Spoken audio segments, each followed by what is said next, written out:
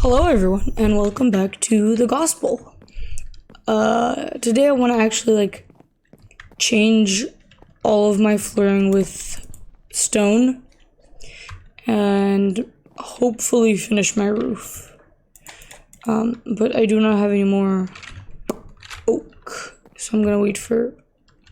Oh, they grew. I was gonna say I'm gonna wait for all my trees to grow, but never mind. What do I want to talk about today? I want to talk about motivation. Well, how to find it. Because when people say, "Oh, things are gonna get better," most of the time you're the change that is needed for things to get better. You're the thing that needs to get better. It's not the things around you. You need to decide when things get better.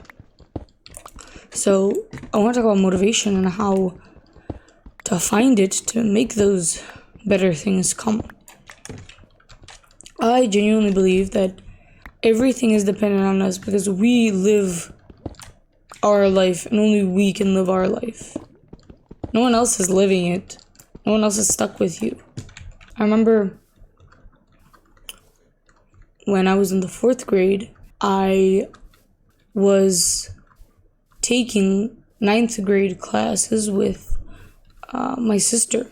And now I'm wondering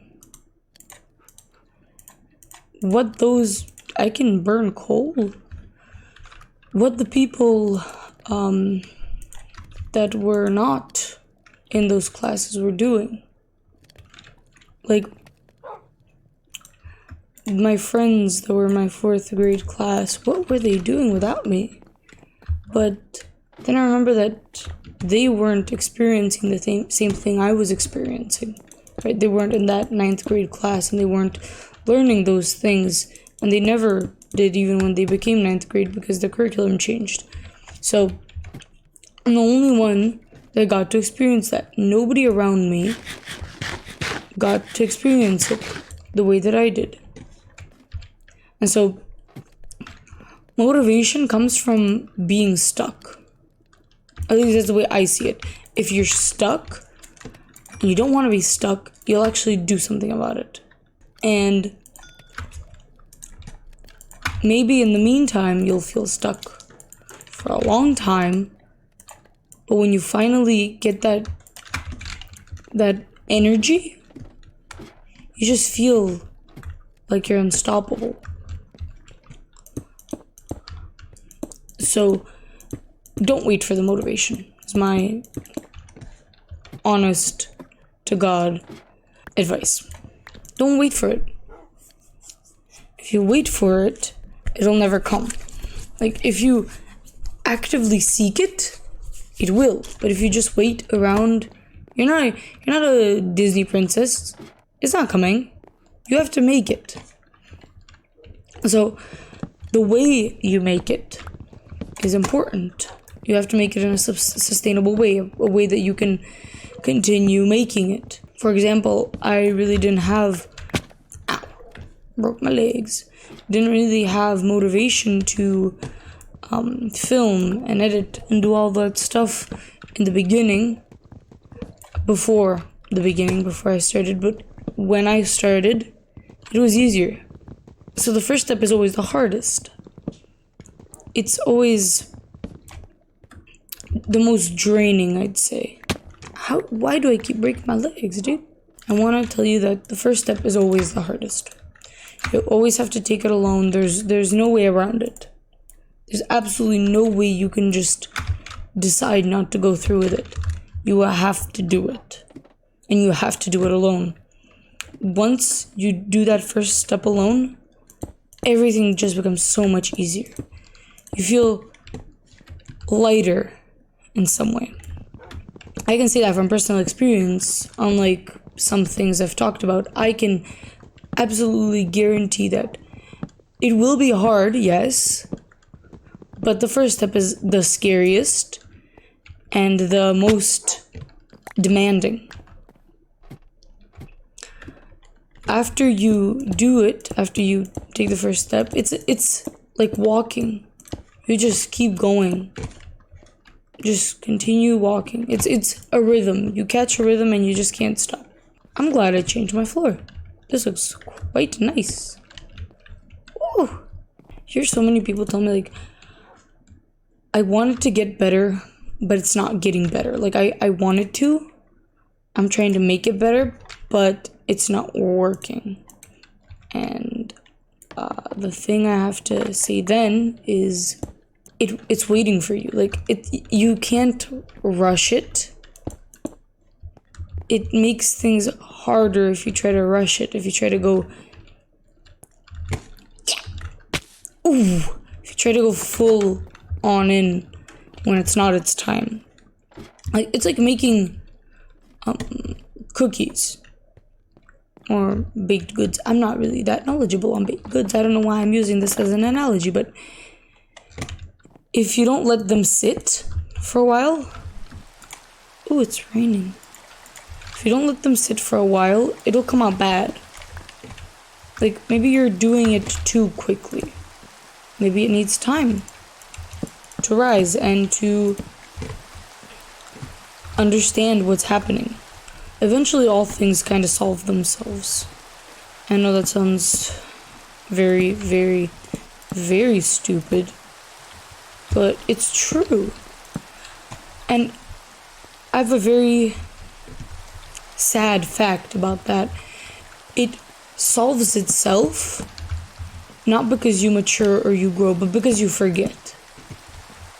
You forget what it was like being in that fourth grader mindset in a ninth grader class. You forget.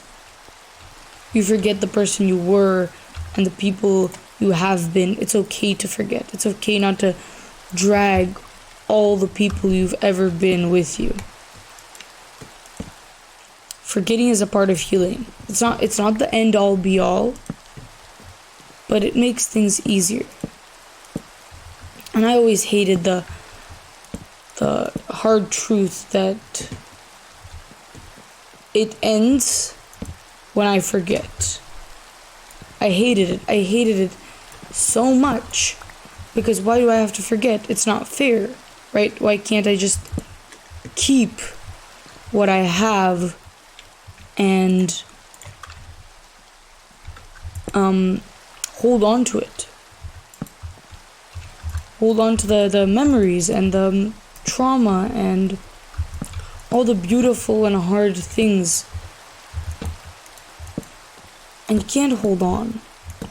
And I know why you can't hold on.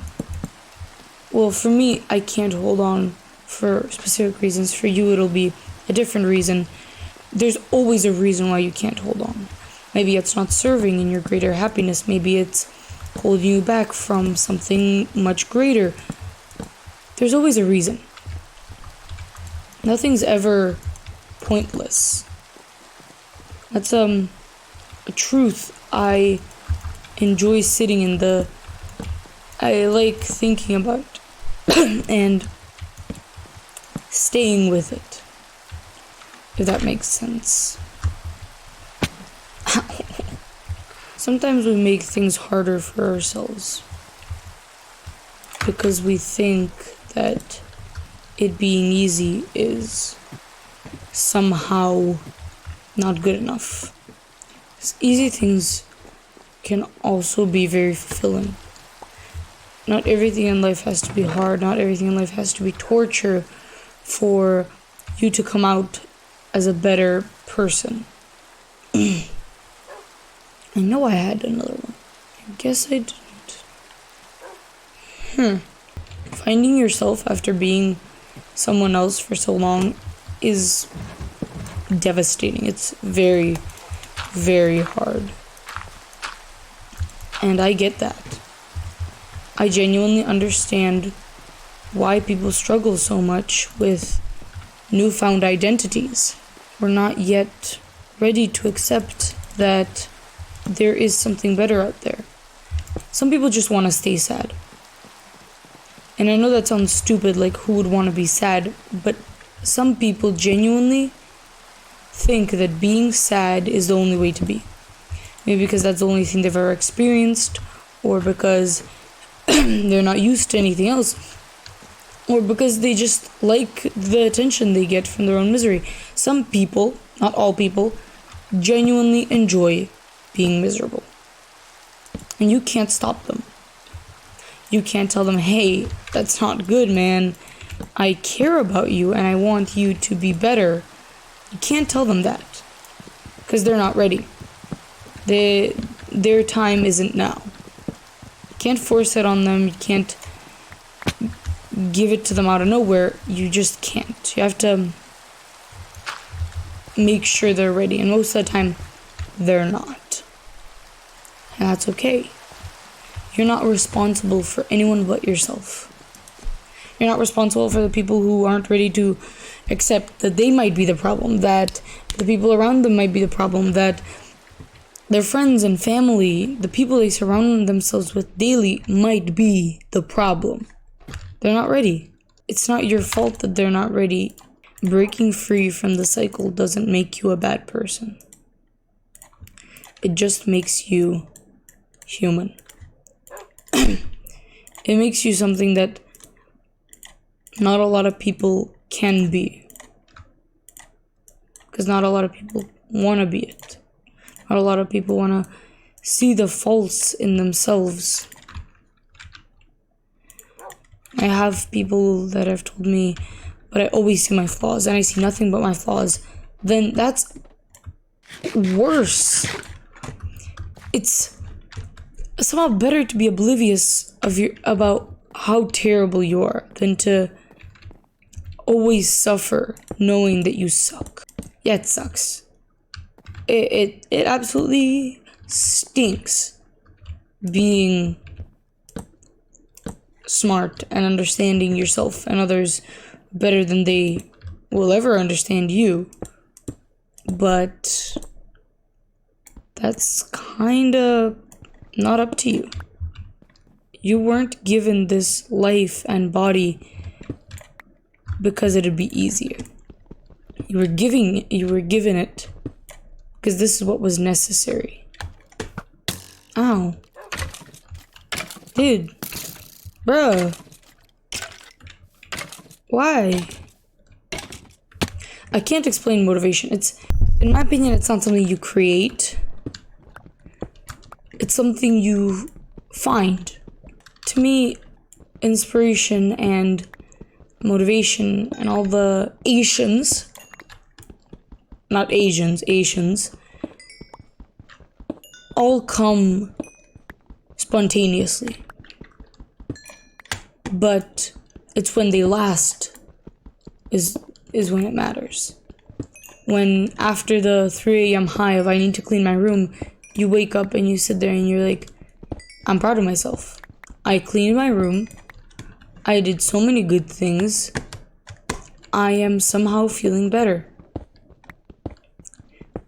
And some people do need help, like psychiatric help or mental help or any of those.